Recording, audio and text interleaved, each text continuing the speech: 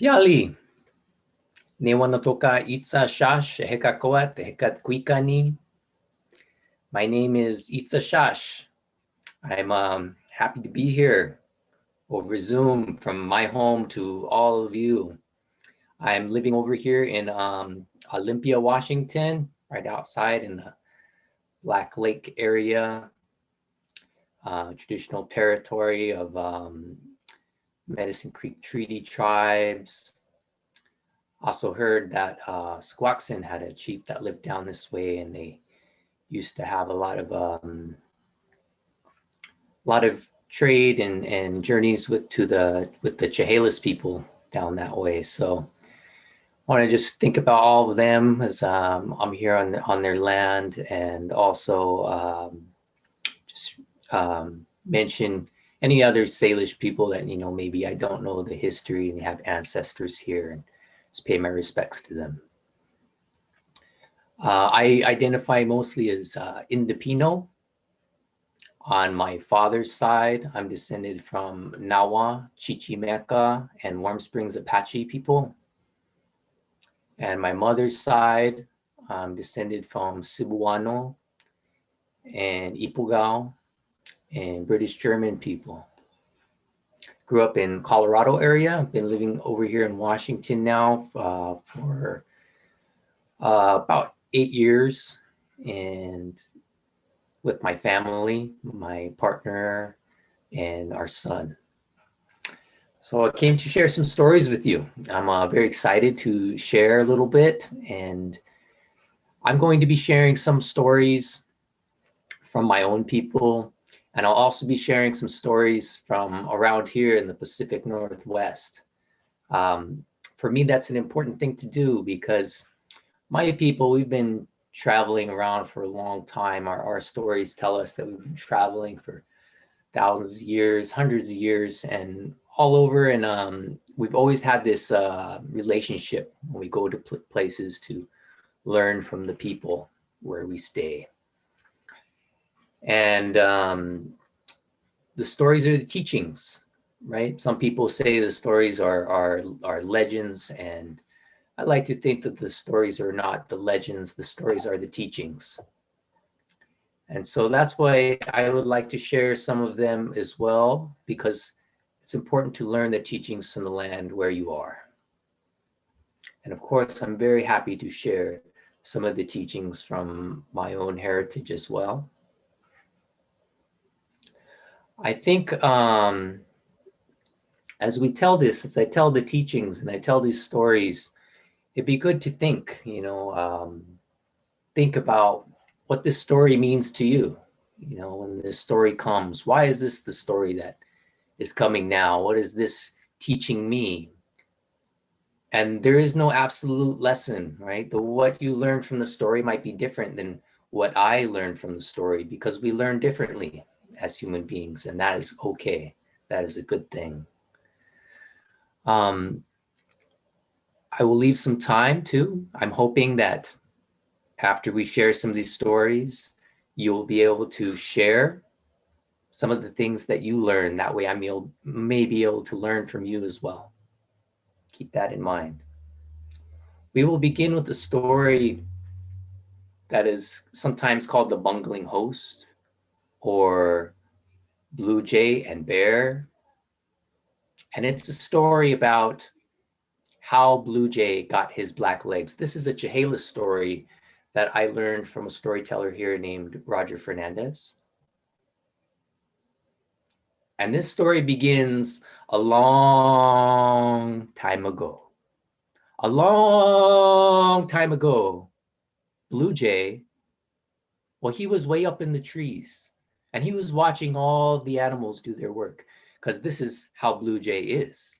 Blue Jay does not like to do a lot of work himself. He likes to watch all of the other animals do their work. And that's what he was doing when he saw somebody he'd never seen before. And this person was very interesting to him. This person was Fishing Duck. Well, Fishing Duck did this really cool thing where Fishing Duck would spread his wings and he would fly And he would go flying up high, high, high. And he would dive down, down, down low. And he would catch a fish. This was really cool. Blue Jay had never seen anything like this. And well, he watched Fishing Duck do it again. Fishing Duck was flying high.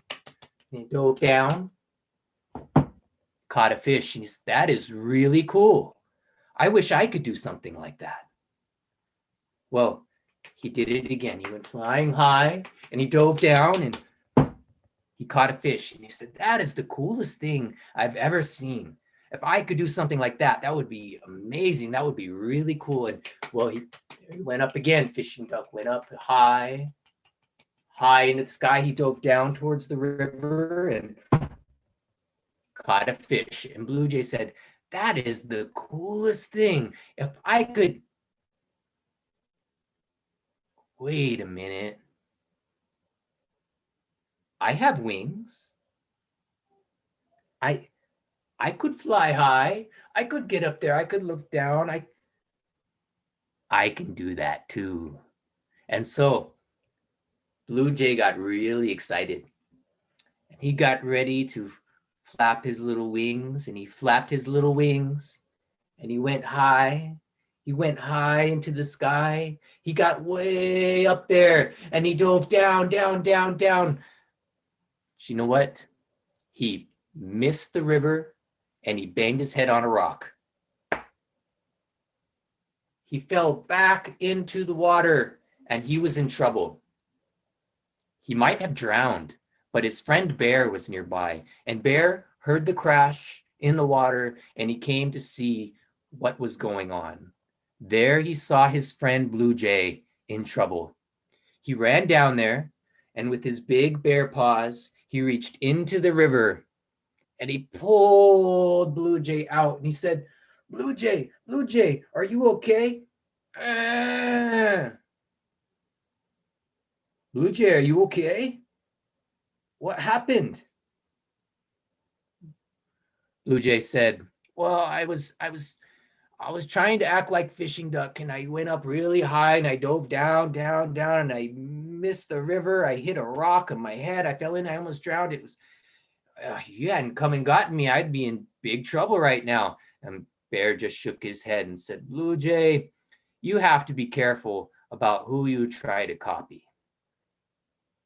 But I'm going to take really good care of you. I'm going to pick you up very gently, very gently. Bear picked up Blue Jay. He said very carefully, I'm going to take you home with me, and I'm going to take care of you.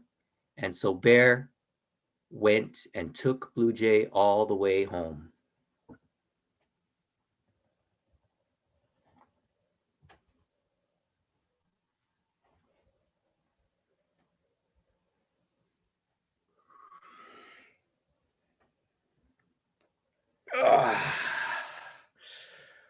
It was a really long way to get home. When he got home, this is what he did. Very carefully, he put Blue Jay down in front of the fire where it was nice and warm. And he covered him with a blanket. And he wrapped his head and he let him rest there a while. After Blue Jay had rested, Bear came back. Said, how do you feel now, Blue Jay? And Blue Jay said, I feel much better. Thank you. My head still hurts a little bit, but I feel a lot better. Are you hungry, Blue Jay? Yeah, I'm really hungry. I'm really hungry. What do you have to eat around here? Well, it's the middle of winter. I don't have much. I only have some dried fish up in the rafters. I only have some dried fish. That's all I have, but you're welcome to have some.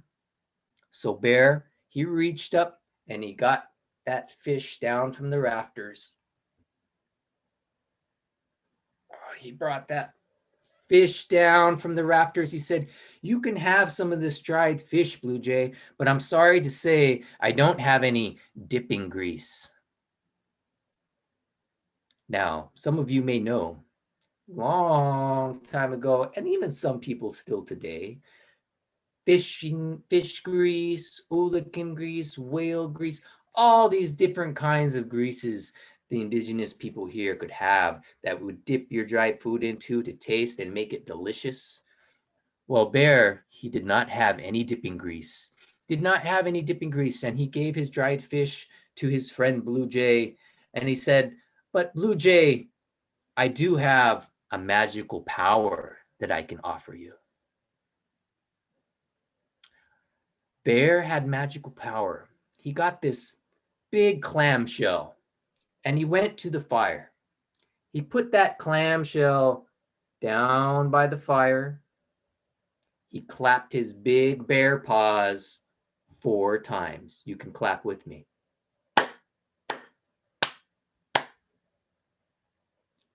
And he put his big bear paws right out there by the fire. Now, if you've ever seen bear paws, you know that right here on their paws, they have these big pads of fat. Well, as it began to get warm, those pads of fat on bear's paws, well, they started to soften up and they began to melt and they began to drip, drip, drip, drip into the clamshell until it was full. He said, "Here is your dipping grease, Blue Jay." And he put that clamshell right there in front of Blue Jay. Blue Jay was amazed. He said, "Wow, that is such a cool power." He got his dried fish, he dipped it in there, and he tried some. Mmm. Oh,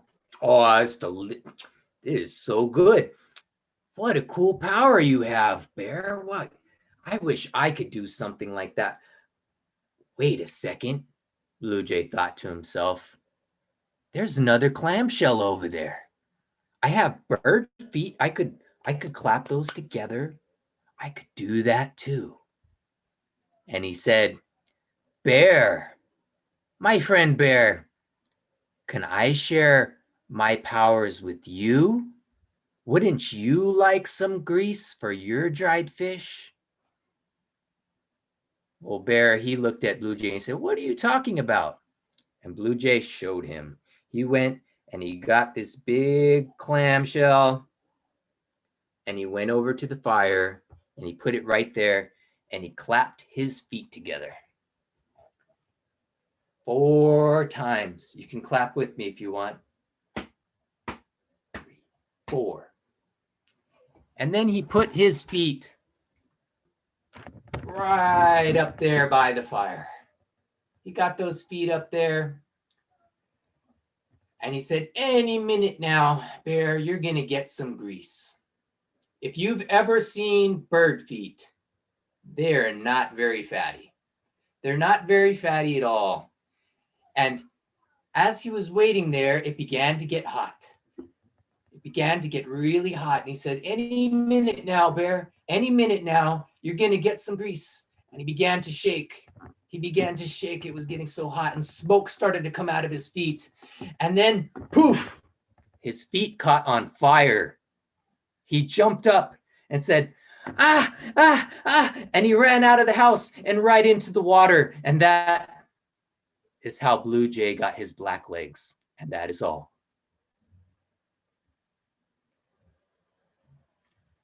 So I'm raising my hands like this. This is not something that my tribes really do, but honor the people here where I'm staying at. This is a teaching that I received from them. They say they do this as a way to say, "You lift me up, you make me feel good." Like the cedar trees, you look up and you see they raise their top branches up like this to the sun. So the stories are the teachings, right? The stories are the teachings. There's a lot of good things I get from that story. And some people say, don't talk too much about what you think about the story as a storyteller. Think of, maybe let the other people just think about it, and that's okay. But you know, the person who taught me this story, he said sometimes people aren't used to thinking about the teachings as the teachings. It can be helpful just to share a little bit so they can begin to think about it that way. And so one thing that I think about with this story, it helps me think about a teaching that I grew up with in the area where I'm from, about knowing where you come from and who you are and where you are going. And in this story, it makes us think, right? Why did be careful about who we're trying to be and understanding where we come from in order to understand what's going to be a good way to keep moving forward. That's just one part about it that you can think about.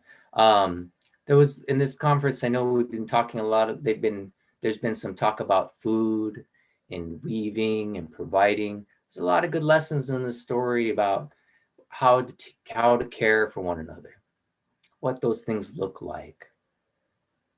Easy lessons that are sometimes easier learned from our relatives, the animals. So I'm going to give a few moments for you to please share about what are some teachings that come to you through this story. And that way I can learn from you. So wherever you're watching from, you're from YouTube, from Facebook Live, wherever it is, put your thoughts into the chat.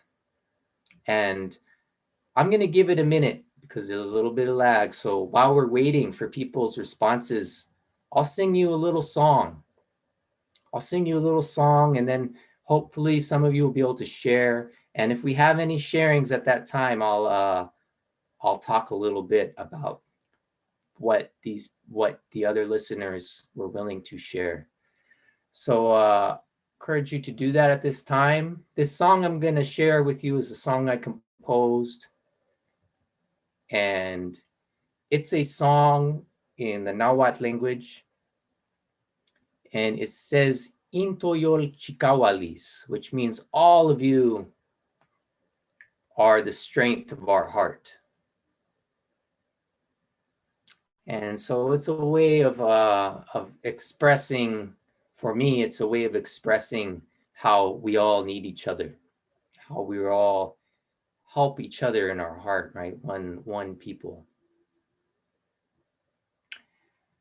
Yay, howe hot yo, howe la hey la. Yay, howe hot yo, howe lo hey ya hey yo. Ah hey yo hey yay. Ah howe yo hey lo hey ya hey yo. Hey hi ya hey ha.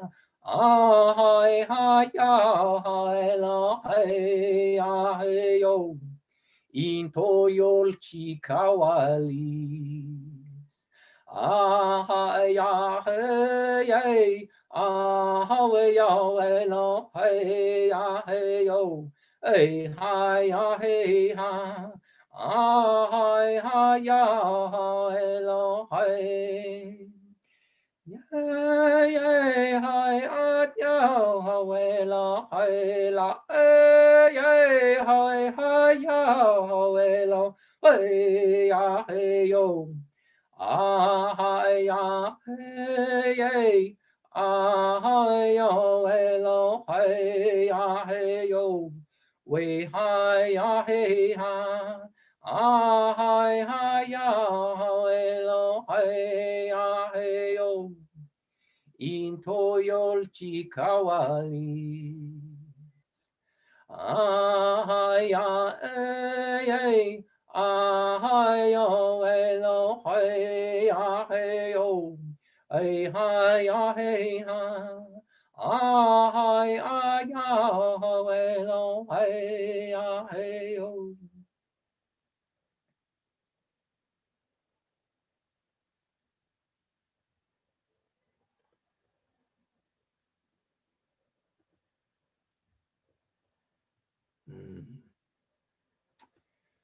So we had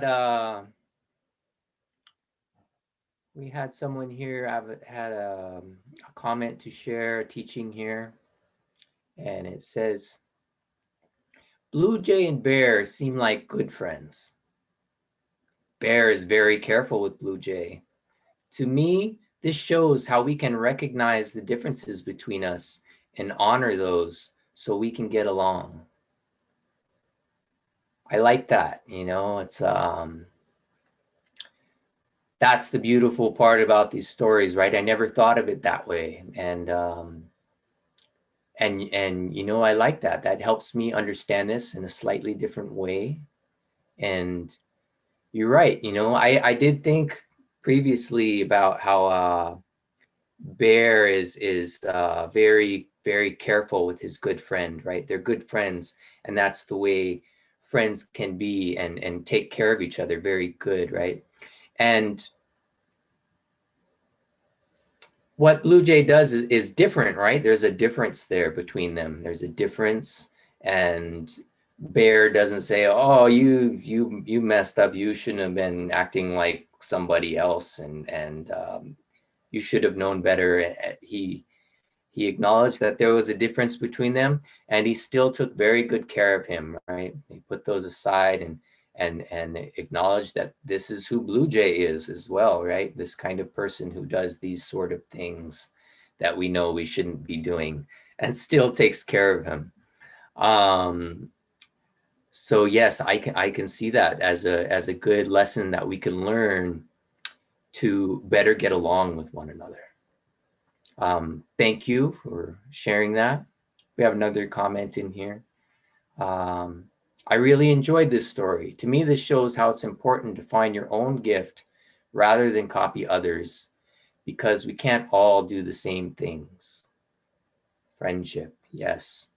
Yes, that is a really good part of this story that I think as well, right? To find our own gifts, find out who we are, right? Makes me think of two things, right? One person said we can't all do the same thing because then we won't need each other, and we know that we need each other, right? And that's also along the same lines. When it makes me think of, I was talking to my nephew one day, and I said, you know, when I was in school, people always used to say, "What are you gonna be when you grow up?" And I said, well, that's not something that I found was a useful question for me. Instead, I want to think about, who are you? Who are you already? You know, because like this person said, we can find our own gifts, right? If we understand who we are, what it is that we already have, what's the good things that come to us, right? Thank you everybody for sharing those thoughts. I'm gonna go ahead and move on for time's sake. I think got time for, I think, just one more story. That took up quite a bit of time, moving right along here. So this story, I'm gonna tell a small part of it because this is a long story. It's from my Nahua people, and it's part of our creation story, which we know is very long, and hey, it's not over, we're still in it. But this takes place a long time ago, but not a long time ago. No, this didn't happen like way back when, at the beginning, when the four Tezcatlipoca created Cipatli, the earth monster, and the earth monster started eating everything. And then they had to kill the monster to create the earth so that life could happen. And they created the sun, not one time because the sun fell out of the sky, not two times, not three times, not even four times. The sun got created like four times, and all of humanity is wiped out. And then the fifth sun happened, and they created a fifth sun. That's where this story takes place, is after they created the sun the fifth time, after Quetzalcoatl went and got all the bones from the people and gave them life and brought them back to life again for the fifth time. That's where this story begins. I'm going to use a word in this story called peyote. Now, different people have different ways of talking about what a teot is. Lots of people, I hear them say, oh, the teot, that's your God. Just like how I don't really think that the stories are legends, but are teachings. I don't think of the teot as gods, but as teachers. They have many things to teach us through their stories and ways of being that they are. And so this story has several teteo, that's plural for teot, in this story. And the main one is Quetzalcoatl, who was a beautiful serpent. Quetzalcoatl always wanted good things for the people. And so he had brought the people back to life. He had gone to the land of Mitlan and gotten their bones, and he had mixed them with the life force to bring them to life again, this under this fifth sun. And he was thinking to himself, these people are going to need food. They're going to need something to give them a good life that they can feed themselves with. And so he went walking along the earth looking for good food for these people. Along his travels, as he was going along, he saw a little tiny ant, his ant relative, and that ant was traveling carrying a big seed. And this seed was the corn seed, Sintli. This seed looked like it was exactly what he had been looking for. And he turned to the ant and he said, do you know where I could find such a seed as this that you have? I've been looking for a food for the people that I have helped bring to life.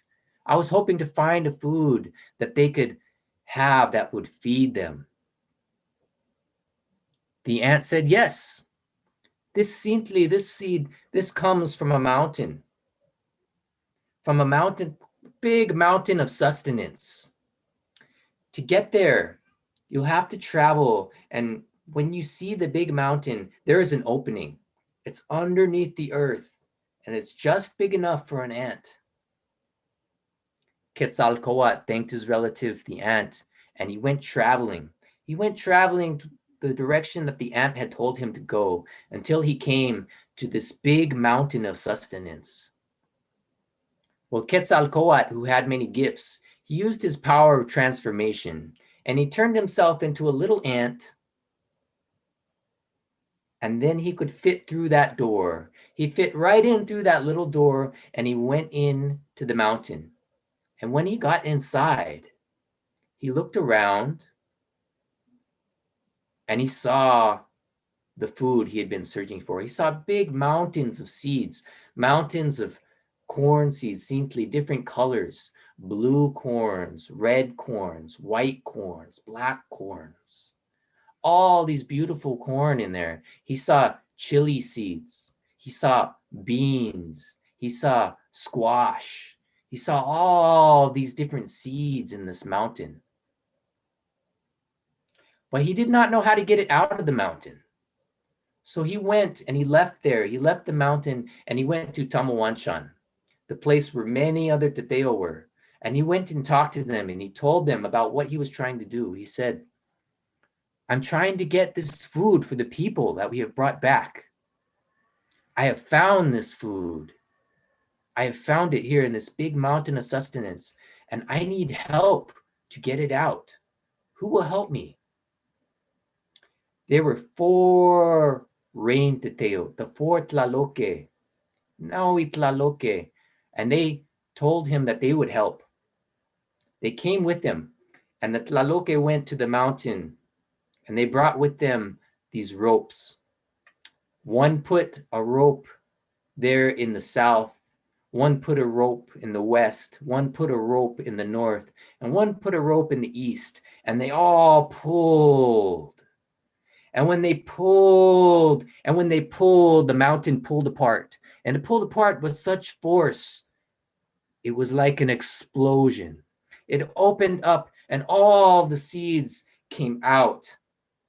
And Quetzalcoatl, who had the medicine of the wind, helped those seeds spread all over the world. And where they landed, those plants began to grow. They began to come up. And that is how the food came to the people.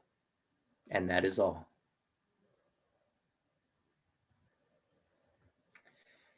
So I think that is all the time that we have for today. I hope you enjoyed the stories. I hope you find something that is helpful for you in these times and beyond, right? Whatever the teaching is for you. I'm grateful for having the opportunity to share and to learn with you today. And I wish you have a good evening. Thank you for having me. Tlaso kamati. Mashipaktemi.